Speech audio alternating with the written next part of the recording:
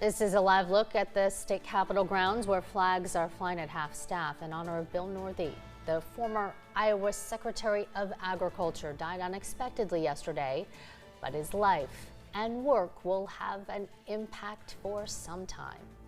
Condolences are pouring in from state leaders to everyday Iowans. And that includes a tribute to Northey on WHO Radio's Big Show. WHO 13's Roger Riley was on hand for that. Roger.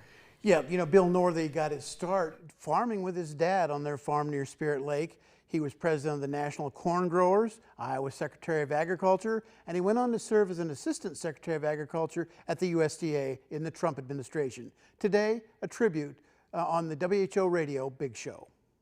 Well, we have been sharing some news that we learned about yesterday, and we have had a loss here in Iowa agriculture. Bill Northey has passed away. We learned about it yesterday afternoon. We're going to be talking a lot about Bill's legacy and some of the things he meant to a lot of the people who are in agriculture here in the state of Iowa. Mike Nag is on the telephone line with us. I want to start the program off with our Secretary of Agriculture. But Bill, at his core, was really interested in people and in ideas and connecting people, and he was a tremendous communicator.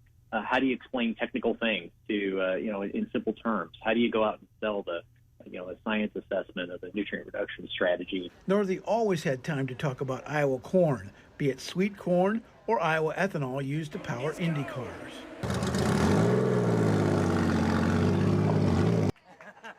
You can't forget about the day Northey got a ride to the office back in 2010 in an Indy car when he served as Iowa's agriculture secretary. Northey was on hand as USDA undersecretary to help with hundreds of damaged grain bins after the derecho. But y'all had a heck of a go on August 10 and everything since. And I look forward to being able to hear what we should be doing.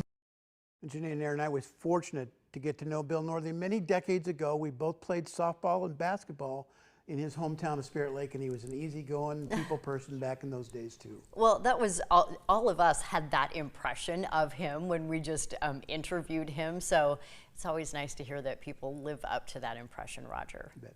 All right, thank you.